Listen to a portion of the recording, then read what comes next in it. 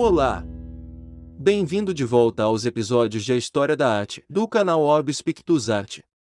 E antes de tudo, para não esquecer, se inscreva no canal e se você já é inscrito, ative as notificações. E se você já fez os dois?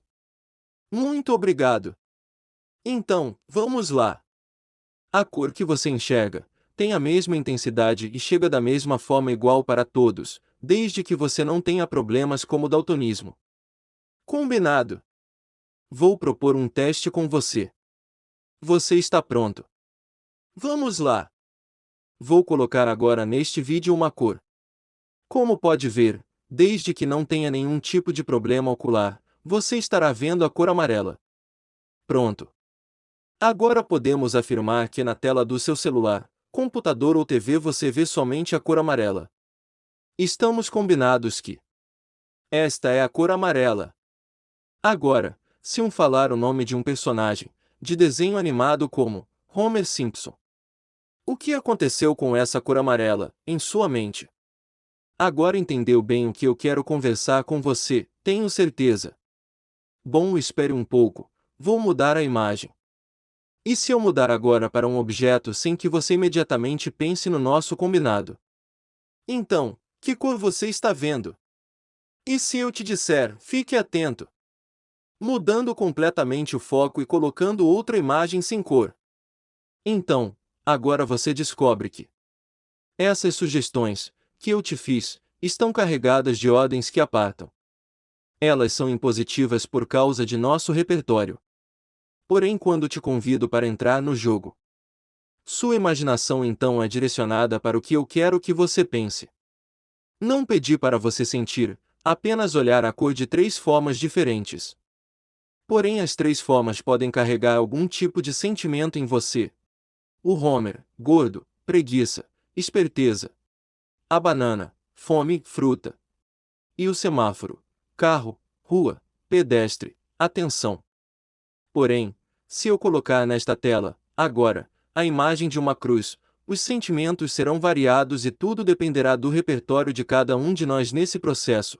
Os cristãos, por exemplo, terão compaixão, já os agnósticos farão talvez uma associação com Cristo, pois esse símbolo representa os cristãos faz mais de 1500 anos.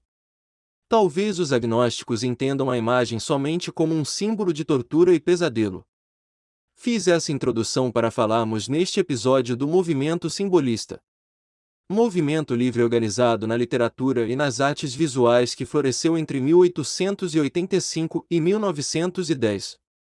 É caracterizado por rejeitar a representação em favor da evocação e sugestão. Os artistas simbolistas tentaram propor realidades alteradas evocadas pela mente transcendentais, como quando estamos dormindo e sonhamos.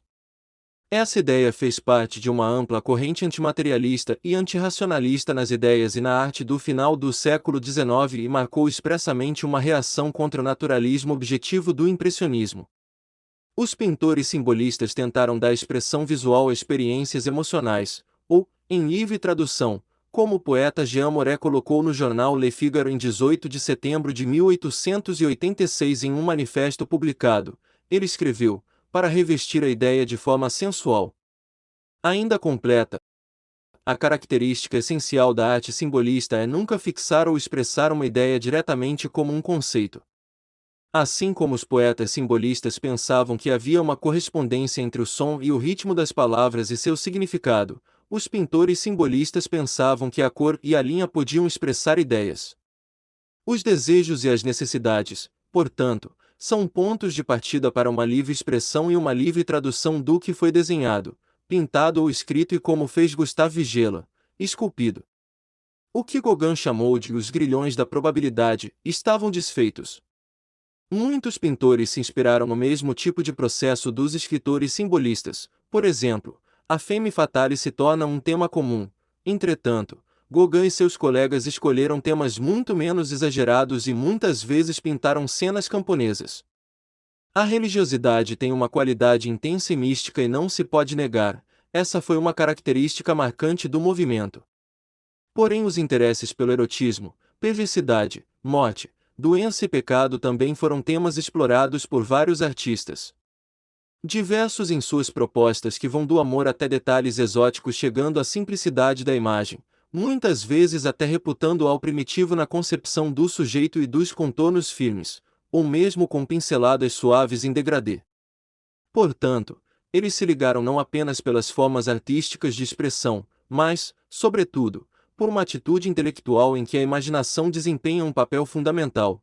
O simbolismo caracteriza-se pelo constante confronto com as fronteiras entre realidade, sonho e na dúvida do devir.